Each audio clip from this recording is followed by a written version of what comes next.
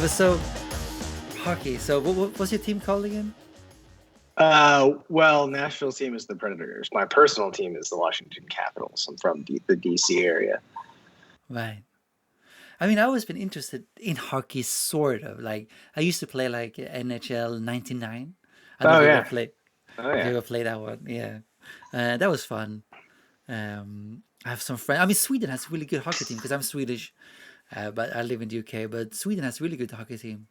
Oh yeah. I mean, Niclas Backstrom is on our team, and he's very good. He's like the second. He's the center, like the top line center for us. So we've got a lot of Swedes on the Capitals. Ah, okay. Are you And familiar with Forsberg? yeah, I was gonna say, and Philip Forsberg in Nashville. So, and then Peter Ah, Forsberg wasn't in. So Peter Forsberg, his kid is now in Nashville, and his name is. ah, Well, I just had it and I completely lost it. Why am wow. I forgetting? I just said his name and I said it 2 seconds Philip? ago. I lost it. Yeah, Philip. Philip? Philip Forsberg. Yeah, Yeah. yeah, So yeah. Philip's dad was Peter. Ah, Yeah. not even I knew that actually. Yeah, we got a lot of Swedes. I mean, there's a lot of Swedes in NHL, so totally. But yeah, exactly, man.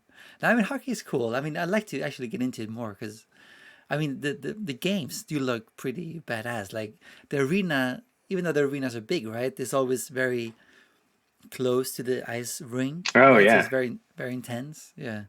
yeah, definitely. Nashville's especially for sure. Oh, yeah. Yeah. That's cool. So are you based? You're in London?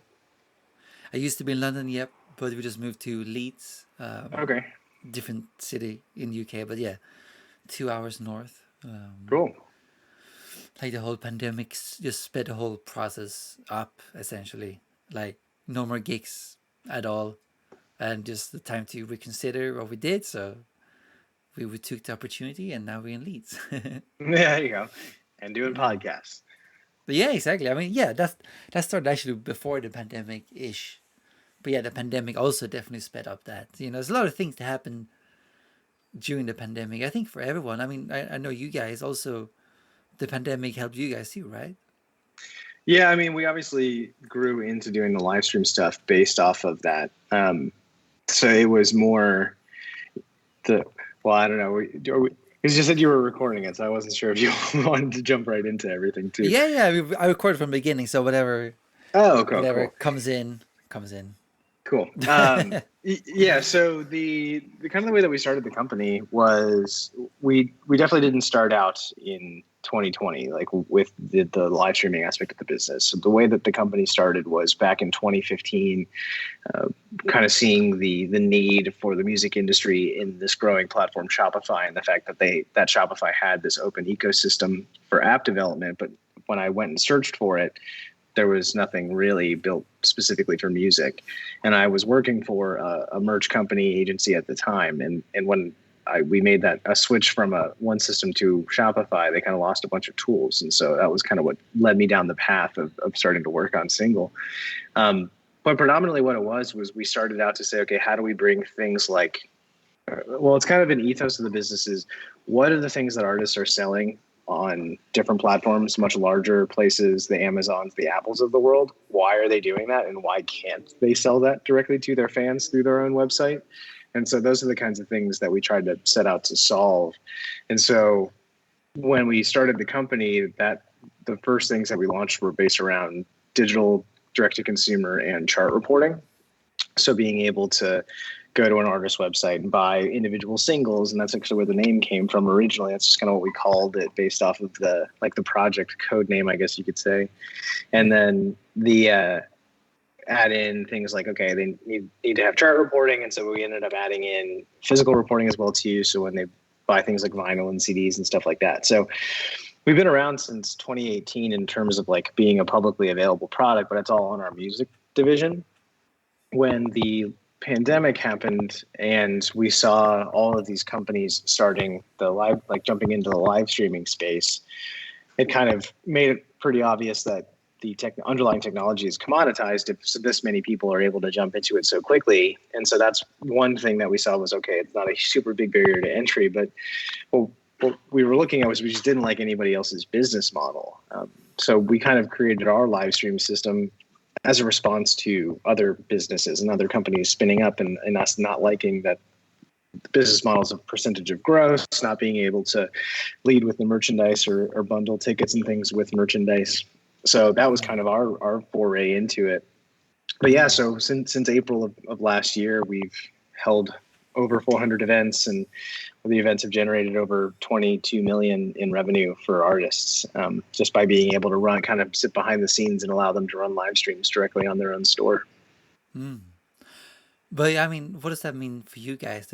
The 20 million sounds obviously impressive, but what does that mean for single Sure. music?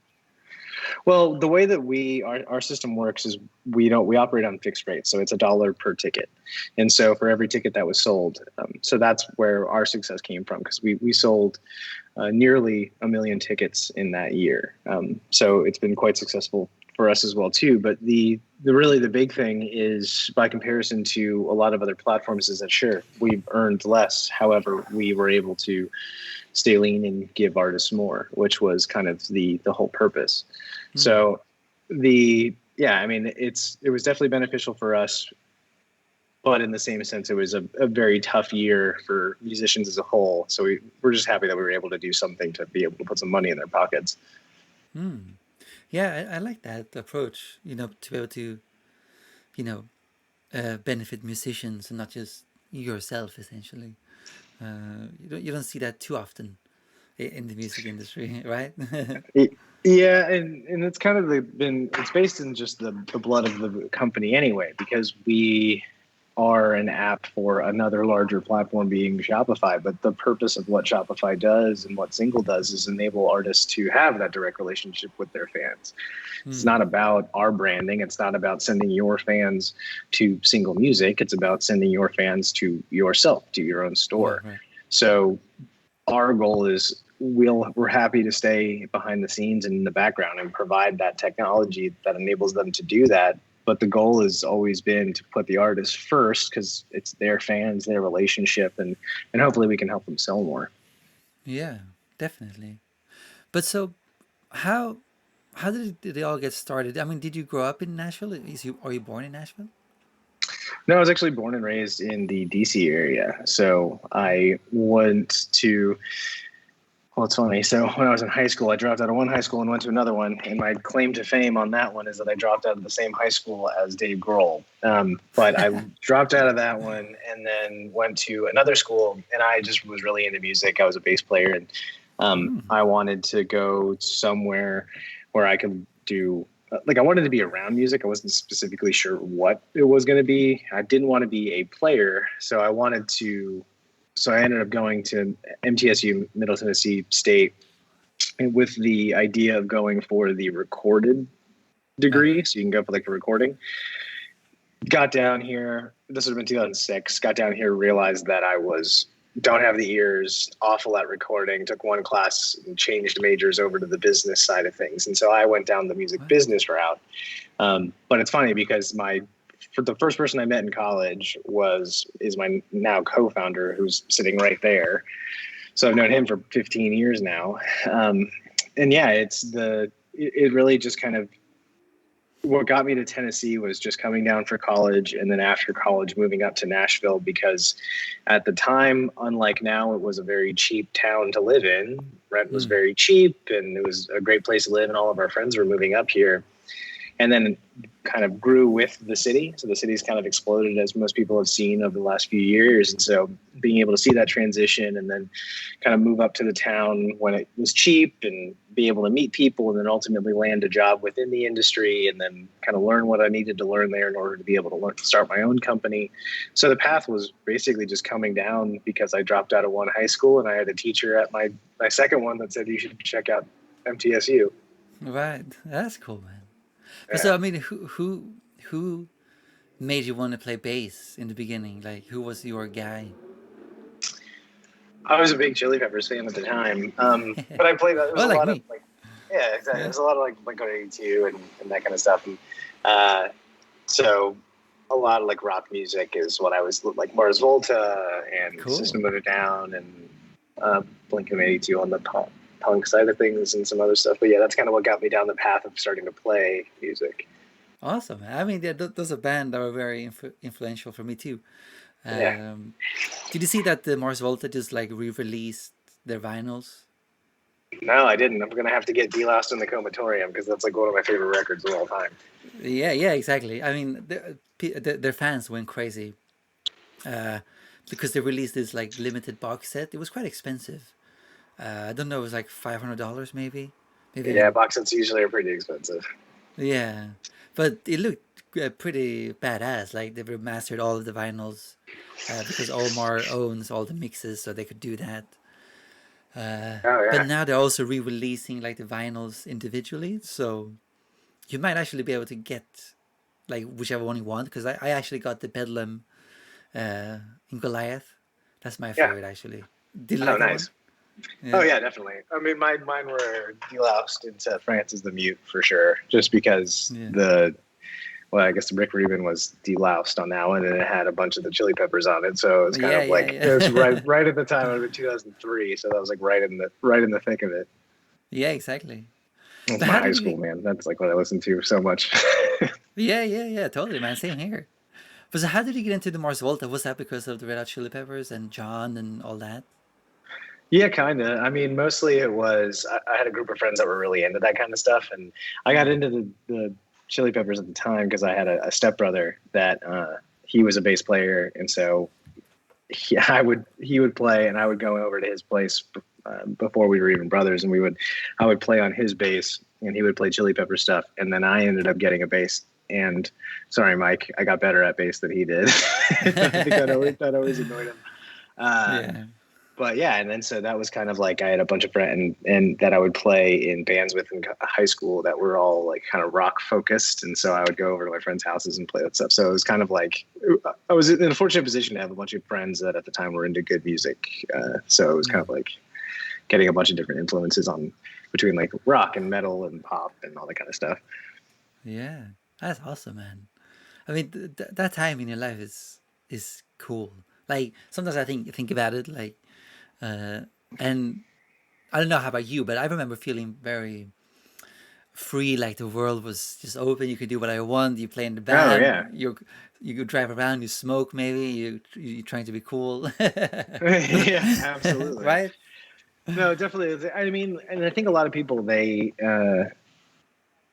you kind of start figuring out what kind of music you like at that age. But I was in the fortunate position that I had a lot of friends that listened to a lot of different stuff. So like I listened to hip hop and electronic and Mm, rock and electronic in the sense of like at the time it was much smaller, but I would listen to like Massive Attack and mm, um, just in like sneaker pimps and stuff like that. And then that led into just me having kind of a really big breadth of music that I enjoyed, which has been pretty mm, cool in terms of the now running a company that people upload their own music to every once in a while. I'll kind of go in and see what people have put on there, and I end up listening to records that I probably would have never found or wouldn't have come up in my Spotify feed or whatever. So it's been pretty cool. I mean, that's probably my favorite aspect of it, is to kind of like find stuff, have stuff be like pushed and sent to us, and then I get to just find new music that way. mm. Yeah, definitely. I can imagine. Actually, it took me quite a while to be open to other music. Mm, I think I was always like, oh, if you don't like Red Hot or rock, whatever. Basically I didn't have any interest in hip hop or rap or sure. I did like pop actually, but I'm still actually I don't struggle with hip hop, but I find a lot of hip hop is much of it is the same, unfortunately. You know. Yeah, I mean, the way that you can look at it that way is that it's definitely different in it's very regional and it's very specific based on time frame. So like Mm, southeast in the United States versus west coast, so east coast, west coast, right. southeast, Atlanta, and then you can look at the difference between early night like late 80s, early 90s, 2000s, which is funny because I took a class in college that was called hip hop appreciation because I thought it was going to be Wow. an easy class. It was impossibly hard. So Professor Miyakawa, it's been 10 years and I still don't forget how hard your class was.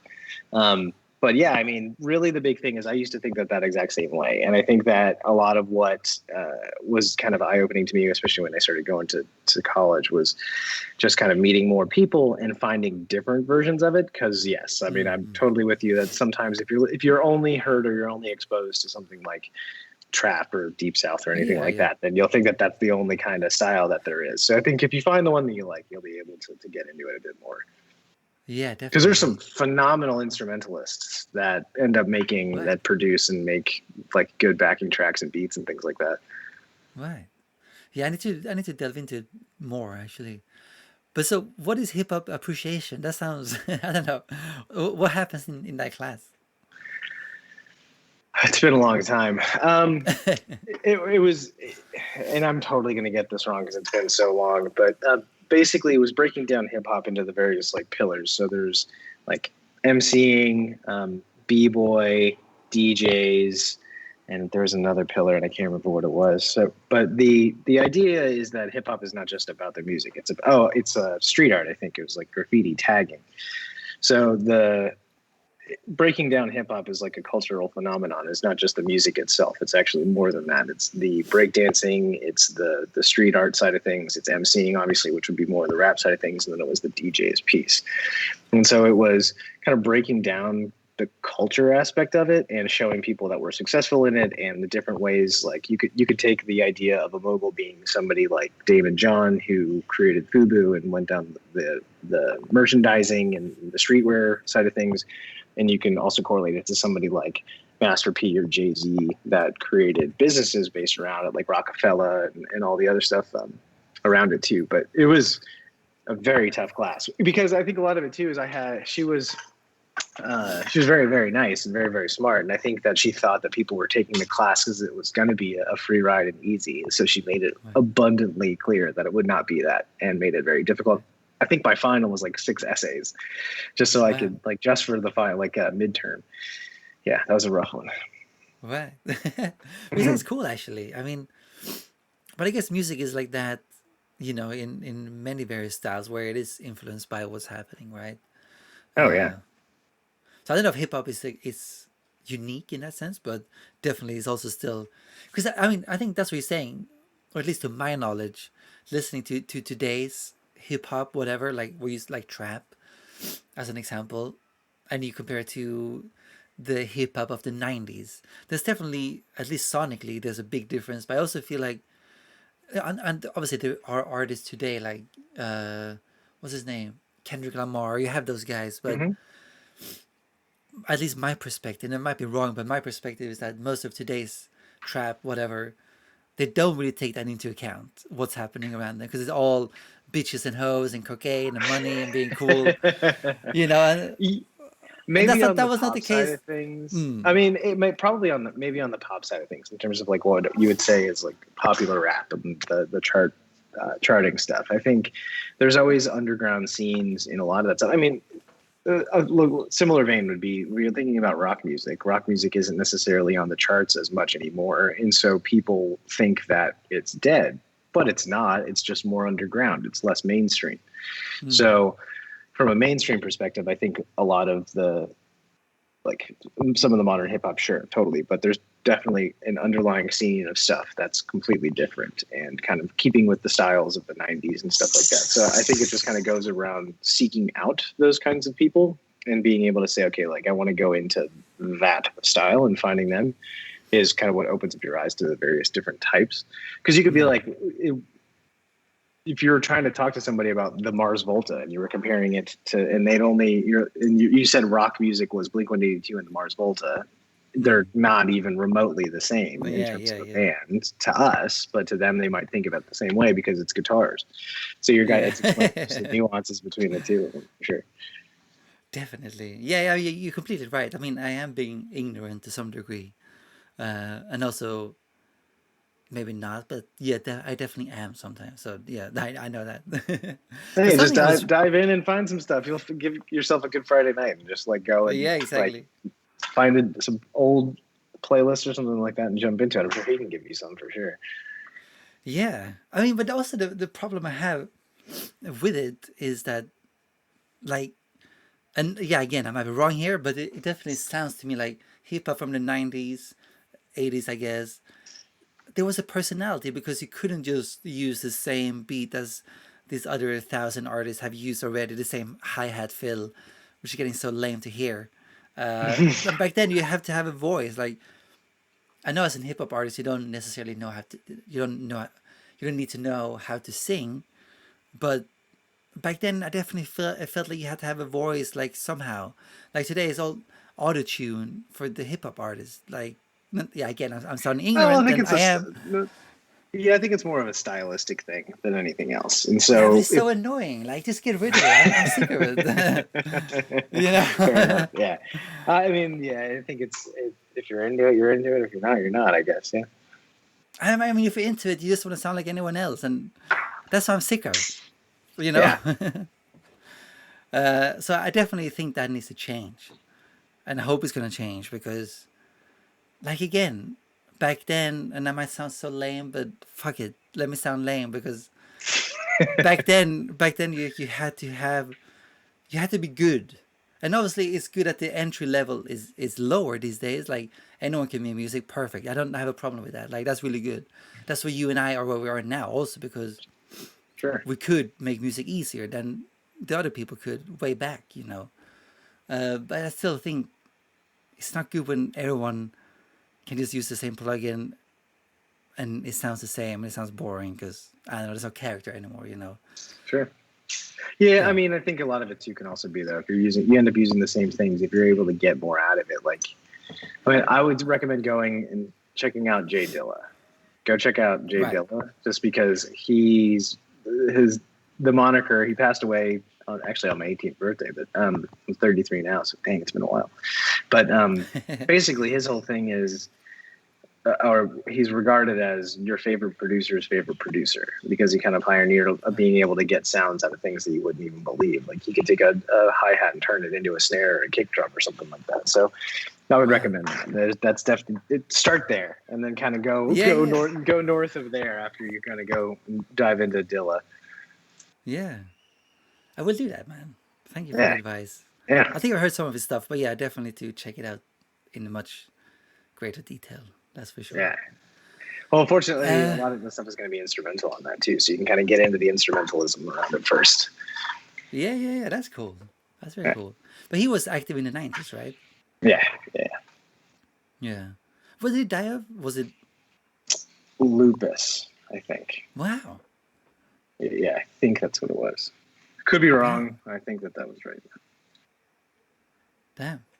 Well, I mean, what's lupus again? What does that affect? I know it's a I think it's a pretty bad blood disease, but disorder. I think it's a wow. blood disorder. I think, but Right. Well, I'm gonna check his music out. yeah, do it. Uh, that's gonna be exciting. But so, what's the vibe in Nashville these days? I mean, obviously, are you guys out of the pandemic in the US, or like venues open like usual now, or?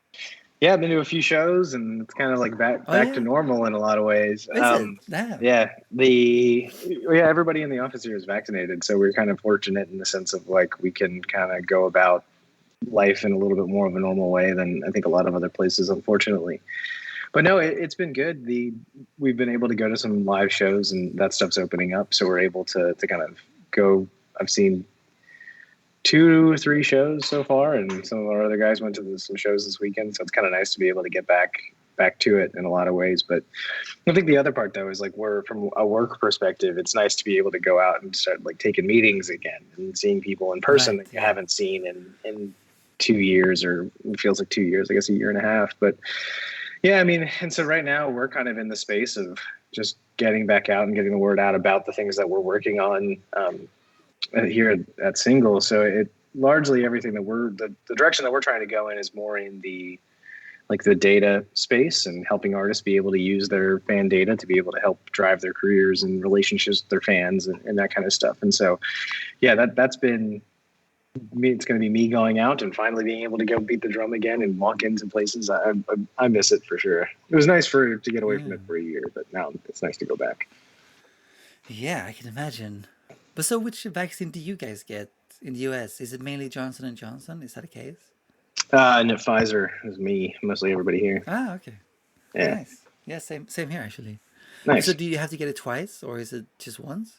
Twice. Yeah. Right. You guys are doing pretty well with the vaccine actually. I'm still just on my first, and I have to wait till last of August to get it. Oh, dang.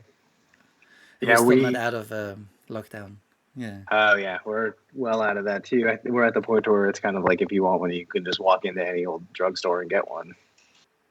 Wow. Damn. Yeah. I'm so jealous. I mean, so you can just go to. Is it like you can go to any? Because obviously Nashville has you have a lot of venues there. Is it just like rock up and there's no mask? You don't have to check in with an app. No. Like totally back to normal. Like there's no you can if you want to. They used to have like mass vaccinations at the like we have a convention center here, and you could just go and get it. And so now, yeah, everybody basically is in every restaurant and venue and everything. That looks like nothing ever happened in a lot of ways, but. So it's Yeah. good, and obviously the other part too is we have a lot of friends that work in the live music space, and so when things shut down, they were hurt pretty bad. So it's been great to open back up because now they're able to go back out and kind of get back to their livelihood. Damn, man, I'm jealous. That sounds nice. You'll Wait, get was there. You'll get there. it? Yeah. But was it ever? Did you find it hard to just go back to normal? No, it's kind of like you ease back into it. In a lot of ways, it was going to a show the first time was weird. Like that was Yeah, yeah, yeah. like kind of in a crowd with people. That was weird. But other than that, it hasn't been too bad. Yeah. Awesome, man. I mean, I can't wait. Can't wait. Yeah. It's been a long time. Like, and also because the UK, maybe you're familiar with that, but yeah, UK left uh, Europe, the European Union, whatever. Mm-hmm. And even though, so I mean, my family's in Sweden, but we can't visit yet. It's been, you Oh know, yeah. more than a year. So I mean, but you like the Europe, like the European Union in itself, they are allowing people to travel now, but because of Brexit, we cannot. It's so bloody annoying, man. I mean, Yeah. this whole bloody thing is super annoying. Like I don't know what's happened to bands even like when they can tour again because of Brexit. They're talking about like there will be. You have to have certain visas maybe, so that's gonna increase the cost. It's just a shit show. Honestly, it's annoying. Yeah, I've heard some people that were talking about how touring is kind of rough in terms of like being able to get out of the UK going over, anywhere really at this point. But yeah, that so it's yeah, who knows? I don't know enough about it to be able to even like comment on it, but I've heard that it's been a pain for sure. Yeah, yeah, man. I mean, and I don't think we can ever even rejoin the EU. I don't think that's possible. I don't know actually. Yeah, Hopefully, I it's have no possible. idea. Some point. Yeah, hopefully. Yeah. But so you studied music business. That's correct, right? Yep.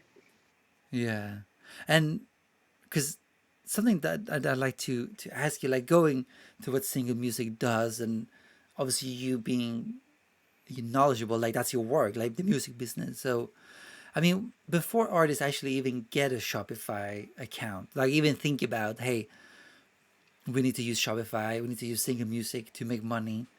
Hmm. What should artists and bands have in place before they think about that?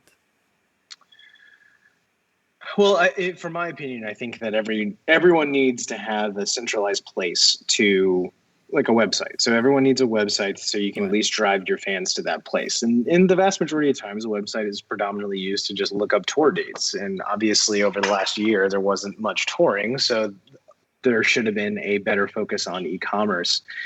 So what we've kind of seen is people paying more attention to e-commerce as a revenue driver within any artist's career, regardless of size. And so if you're just starting out, you should have a storefront up because there's no harm in doing that. And you don't even at this point need to go and do things like printing t-shirts yet. There are apps to do things like print on demand. Yes, the quality isn't as good and the margins aren't as good, but at least it gives you something to be able to offer to fans and people that can find you. So I think it really just depends on what the artist's goals are. And having a online presence in terms of having a website is just a requirement anyway. And so if you are going to do that, you might as well do it on an e-commerce platform so you can then sell things. So I don't think that there's any necessarily prerequisites to be able to start having some sort of web presence for an artist that's not just socials.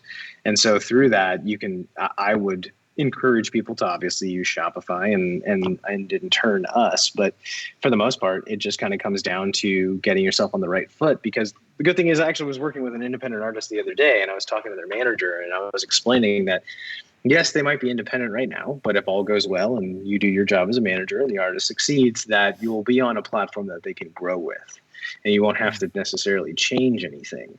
You'll just be able to continue to expand upon this storefront with more offerings and functionality and stuff like that as your audience grows and there's more appetite for that. So, I don't think there's necessarily a prerequisite. It kind of just comes down to when you want to jump in and start offering your fans something to support you with. Right. Yeah, that's cool. But so, I mean, you said obviously, you said like driving traffic. Obviously, that's key to sell anything. Mm-hmm. And sometimes I feel like, it's very easy to get the tools, but then, you don't see any results because maybe you jumped ahead too far. Like maybe you got all the stores you need and whatever inventory. Let's say, all that's a Yeah. cool thing. You don't need an inventory really anymore. Something you offer too, which is pretty cool also. But so, I mean, how can artists start even driving traffic? Would you say it's just through being content creator, social media? What is your take on solving that first problem? Because that's the biggest Yeah. problem, I guess, right? Well, I can only go based on, I've never been an artist manager, and I've only done like my college bands and stuff like that. So I can't go down the path of calling myself an expert on it. But what I can say anecdotally from kind of years of experience in terms of building websites and presence for artists, that of course every artist needs to have a social presence. There's no if, and, or buts about that, because unfortunately, it's all about content and people's ears and eyes, and you need to be on social platforms because that's where fans are. Now, once they find you on a social platform, the predominant theory is to put in something like a link tree, or we have something similar called boost links, to where you can go and pre-save things or link out to other services and stuff like that. What artists should be doing is, yes, having their social presence, but beyond that, when they have the link in the profile, where is that going to? And that should go to a place to where the artist owns that relationship and owns that data and kind of can control the message around it.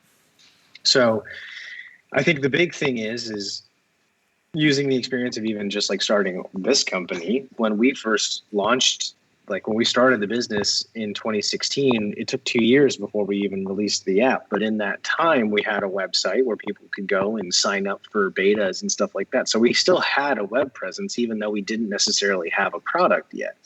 But we were able to kind of drum up the interest. So there's no real like starting point for an artist to be able to put up their own website and have something out there, because you can have that up and it doesn't need to be this super expensive, extravagant looking design like you are at the high end of your career. It can just be something that you start with that has the basics of touring and signing up for a mailing list, and then here's a couple of products, and if you want to buy from us and stuff like that, maybe even donations just at the beginning. But you can start there and then obviously begin to go promote the music and things that you have on socials, but be driving traffic to that website rather than defaulting it to elsewhere. And so that way you can help kind of drive things like email marketing lists and maybe even a couple of sales in there, put an embedded Spotify player in there so they can see that you're on Spotify and click through to it and stuff like that. But yeah, I don't think, like I said, I don't think there's a ton of prerequisites. And I think that it's just kind of like, you don't have to spend too much time and money and energy in terms of spinning up something, but at least having a presence that you can point people to is what I would recommend very early in the career. Makes total sense. And if I understand it correctly, and correct me if I'm wrong, but could you essentially use Shopify and SingleMusic and only use that? You don't even need a label these days? Is that correct? Well, I mean, in theory, because we don't distribute to the major DSPs. And so we are simply for direct to consumer sales and consumption. And so an artist in theory could absolutely create a website that they could sell their merchandise from and sell their music from and stuff like that. But they would still need somebody to be able to put the music onto Spotify and Apple and those things. So they need a distributor. But in theory, absolutely. I mean, a lot of ways we've heard people describe the combination of a web storefront through Shopify and then SingleMusic as being able to kind of replace a lot of the tools that would be kind of needed by that would be used by the majors, and make them kind of a little bit open to indies. That was part of the impetus to starting the company is, well, how do we take the tools that the big guys use and how do we make them available to everybody? So yeah, it's you in theory could sort of just needing to have somebody for distribution, but you can definitely have your own web presence that you run and have like control and know who your fans are. Yeah, I mean, also distribution is super easy these days. I mean, all you need is what, CD Baby or something like that, Yeah, TuneCore exactly. maybe, whatever. Yeah. But so then, can you also use SingleMusic? Because I know you do live events and stuff like that. But so I guess you can also use it for real events, right? Like have artists book tours through SingleMusic. Is that correct? No, I mean, so everything that we do is based on digital goods, and so Right, digital right. music, chart reporting, and video content, and so that's live streams, it's pay-per-view, it's that kind of stuff. So basically, it's content monetization on the artist site itself. In terms of like, I mean, you could put up something like a tour widget through a Songkick or a Bands in Town or a Seeded or something like that. You absolutely can embed that into a Shopify and have your tour widget, but we've definitely seen a lot of artists use Shopify as their only store. Like, I mean, as their only website. They don't need a website and a store. They're just the same thing. And I think that Right. that's the future of where a lot of things are going by combining those two things, because every post should be, or you should always be driving people to some way to be able to support your career. So it's only just going to expand and continue to be used. Yeah, very interesting, man. But so how can artists identify who their best fans are, and again, yeah, target them to their Shopify store, so to speak? Sure. Yeah, I mean, once you begin to at the beginning, at the very, very beginning, the biggest things are going to be generating a mailing list, as old as that sounds, because the Oh no. problem with a lot of the major platforms, the Instagrams, the Facebooks of the world, and that kind of thing, is it obfuscates who the actual fan is. So Facebook knows who your fan is, Apple knows who your fan is, but you don't. And so being able to drive incentives, things like pre-saves, whatever that you can do to get more of those email addresses. And then as those come in, get in the habit of sending them updates every once in a while. Hey, I dropped a new record, new Music Friday, whatever you want to call it. So when you do that, fans are able to know that new things are coming from you and are able to continue to build that list. And as the list grows, then obviously you kind of snowball it, because once somebody comes to your web store and then they buy something that wasn't necessarily on your mailing list, you can add them to the mailing list. And so it just kind of is a cyclical thing of where you're starting to grow that list, and then you want to be able to get to a point where it kind of tips exponentially to where there's enough people on it that are buying. That generates more buzz. More people will find you on things like Spotify and other ones, and that will generate more traffic to the website. And so it's a growth thing for sure. But the big thing is just begin to collect that information and make sure that once you do collect it, you're doing something with it. You don't want to just sit Yeah. on data for data's sake. If you have these email addresses, you should be reaching out to them and telling them what you have coming: new tour dates, new albums, new merch, whatever. Doesn't matter. New content that you've posted. That's kind of the way to get it started. Yeah, definitely. I mean, yeah, email is super important. But what is the one thing you have seen that artists or bands are missing in terms of having an email list, having someone actually wanting to sign up? Because I see many artists just say, "Oh, subscribe to email list for updates or news, whatever." But is that enough in your opinion?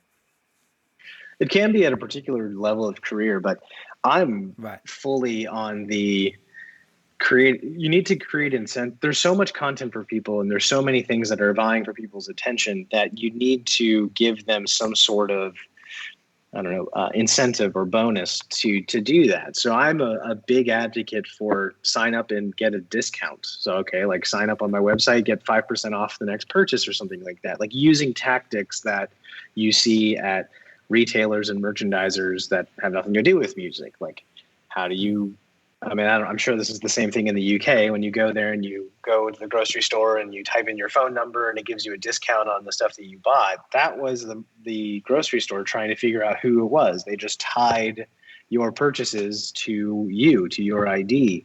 And so being able to do some similar things on the e-commerce side of things for an artist to say like, sign up and get a new free track or an unreleased track or a thank you from me or something unique. And then on the other side, it could be, hey, yeah, if you sign up, you'll get the $5 off this t-shirt or something like that.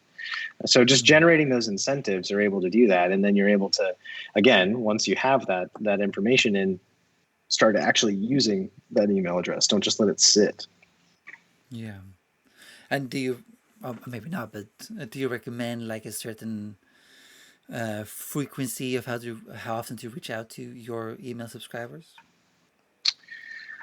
I think it's when you have something important to say. I mean, again, inundating people with information just for the sake of inundating them, I don't think does anything for anybody. I think what's more important is that you have something to announce. So again, it's kind of just taking a look at what's the most important thing. You're not going to do an email blast whenever you put out something on Instagram, but if you make a new music video or if you make something a little bit more well produced, new music, something like that, absolutely. So it's kind of like quantify the things that actually make sense to put them out there. So like, is it a new merchandise item? Is it new tour dates? Is it new albums? Is it content that is a little bit more elevated other than just a social post? And those are the types of things that fans would be willing to listen to, as opposed to just sending them something bi-weekly as a catch-in. I don't think that moves it as well. You kind of have to give them something. Give them something actionable to do. Hey, here's a new album. Go listen to it on Spotify. New piece of merchandise. Go buy it here. New piece of content on the website. Come watch it on the website or on YouTube or something like that. So basically, it's what the hierarchy of importance is, and then give them a call to action and something to do with it. Yeah, exactly, man. Very well said. And is it possible? I mean, I think I mentioned it before, but so with SingleMusic, right? You can use your app to basically sell merchandise, right? So you don't need to have an inventory. Like you can, is there some function like that you guys offer, or am I wrong? Well, our business not specifically, but what you can do is, like, when you're thinking about Shopify from a central standpoint of being the website, they have an open app store just kind of like your iPhone or Android does. And so you can extend your store with those functionalities. And so what we try to do is find the holes in the app store for content monetization, be it music or video or anything like that, and build those solutions, and then leave things like physical merchandise. Everything like physical merchandise could mean everything from storing the inventory to shipping it and that kind of thing, to fulfilling it, and or print on demand. So you can have Shopify in the center. You can have a print on demand company like a Printful or something like that installed in that store, and then a SingleMusic installed in that store. And now you have a website that has merchandise and music in it, and neither one of those is costing you anything on a month-to-month basis until you actually like sell something. I mean, there's a nominal subscription on the Shopify side of things, but if you're using it for your website, it's the same thing as having something like a Squarespace, so it's no different. Right. And do people have to pay you guys to use you, or is it like you said before, you only take a cut when, like, you sell a ticket, as an example? Yeah, we're a usage-based system predominantly. We have subscriptions for things like physical reporting, but they're not requirements by any measure. So you can kind of use this as a pay-as-you-go model between our live streaming and digital services. And you can attach our digital albums to things like vinyl and stuff like that. So that way, when the vinyl does sell, you're actually like, we'll give them a digital copy and we will report the vinyl to the charts, but that way you don't have to necessarily have a recurring subscription. So there's a couple of different ways to be able to use our services for sure. But how does that work? Like, so if the artist prints up some vinyls, how do you guys get involved in that? Like, how do you track that vinyl? So the way that we operate is that once you load in physical formats like CDs and tapes and things like that into a Shopify store, you will go into our app and say, hey, I just put up vinyl and CDs. Can you tell us which ones to monitor, and then we will report the sale of those items when they are sold. actually when they're fulfilled. But there's some rules that kind of exist behind the scenes. But yeah, for the physical side of things, we don't have any involvement in terms of the fulfillment or sales or any of that. We basically are just handling the reporting of those sales to the charts for people that want us to do that. That's cool, man. I mean, so how did you guys figure all this out? Like, was it challenging? Like to know where you can fit in versus what's already there, etc. Yeah, I mean, it's always a constant research and figuring out what kind of stuff we should be building, and there's a lot of different paths that we want to take and probably will take eventually, but you kind of have to make sure that you don't overextend yourself, which we've done on several occasions. But I think the bigger thing is making sure that we listen to a lot of our customers, and so they will. We've garnered enough of a reputation for ourselves of not failing. So we try to make sure that we do right by our clients and provide the services that we say we will. And in doing so, we have a lot of clients that come to us and say, hey, this is something that we're interested in selling on our store. Is this something you all are interested in building into the system? And so we get a lot of people reaching out to us and telling us what they would like to build, or the things that seem to be trending. And that's kind of, we look at that. We also look at kind of broader market things that are happening in general. So we look at NFTs, we look at kind of emerging technologies versus existing issues and stuff like that. And yeah, that's kind of how we define what we work on. So it's been a challenge for sure to be able to kind of juggle those things and figure out what to build. But over the last, it was a little bit at the beginning, it was pretty clear, obviously, because it was one particular product around digital. And then as the live stream stuff came around, it was kind of just fit within our core competency around digital product integrated into an artist store. So that made sense. And so, yeah, we just kind of we're trying to kind of expand, I guess you'd say smartly, into different areas, just depending on if it makes sense within what it is that we feel our core competencies are. Right.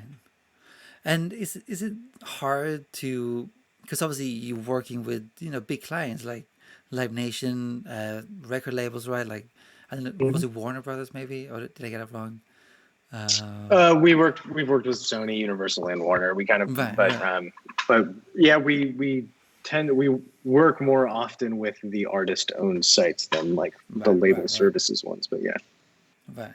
But can it be tricky to work with those dinosaurs in the business, like who have a specific way, or how are they? Because I mean, obviously, let's say when what's it called again? I completely lost the word for it. Napster, right? When that came out, labels were completely anti-internet, digital, whatever. Sure.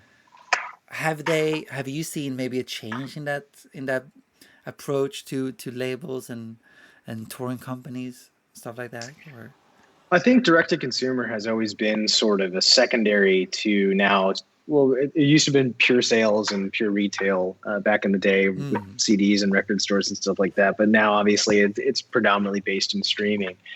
And so I think that D2C was sort of seen as secondary to those markets and that data. And I think that the industry over the last year, when realizing that you might not be able to count on, all right, so for instance, the beginning of the pandemic, Amazon shut down inbound of physical vinyl. So if you were selling vinyl on Amazon, you couldn't give it to Amazon to then fulfill. They would only accept certain things. And so I think more and more labels and artists themselves have realized that not only is D2C and e-commerce in general important and a very lucrative portion of their career, it's the only place where they are fully in control, because otherwise they're kind of at the whim of whatever a larger business is going to allow them to sell through. So we always say when people ask us who our competitors are, oftentimes our competitors, depending on the product, I mean, for live streaming, there's a ton of platforms, but predominantly it's based on old legacy systems. So if they have old technology and stuff like that, that's largely what we try to replace and show that there's a better, more automated way to do some of these things like reporting. And then now over the last year, you can kind of see just through the news the increase in investment at the major labels in their D2C and e-com space. And I think that COVID accelerated that change more than it did hurt it. Right. That's pretty cool, actually. And I think, yeah, that's probably the right way for them to go also, because I think that's where the value is in the end for the customer or the fans, so to speak. Yeah, and I think the in the as privacy, rightfully so, becomes more of a forefront. Obviously, you all have, well, maybe not. I don't know what the UK rules would be, but GDPR in the EU, and then we have the California what is it, CCPR or something like that. As those things become more important and more prevalent, there's going to be even less and less of a relationship between the fan and the artist when they're going through those third parties like Apple and Spotify and Amazon. And so those D2C channels, because if somebody buys a t-shirt from you, even if they obfuscate their email and use Apple's built-in email like blocking and stuff like that, you still have to ship them the t-shirt. So you still know who the person is. And then those emails will still go through to that person based on a relay. You just won't know specifically what that one person's email is, but you'll know who they are. So it's funny that based on a privacy perspective, you are more than capable of looking at who your own customers are. It's just when you aren't the person selling to them, then you don't have access to that data, and you over time will have even less access to that data as privacy becomes more prevalent. And so that's another reason why direct-to-consumer is going to be more important, because it's the only way you're going to know who actually your fans are. Right. That's super interesting, man. Very interesting. And yeah, I think that, I mean, you guys and everyone in your side of the industry, that's something you guys probably have to think about a lot. And yeah, it's a challenge. I can imagine. Yeah, and I mean, we're in the fortunate position where, like, from a company philosophy, we don't sell anybody's data or anything like that. We want to be able to take to present artists' own data back to them in a way that's going to enable them to sell more. That is ultimately what our goal is around data.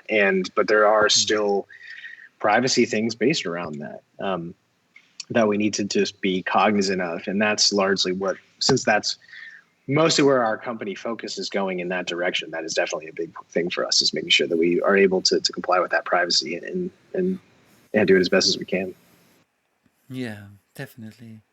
But it's been a real pleasure, Tommy. And maybe before we wrap up, final question.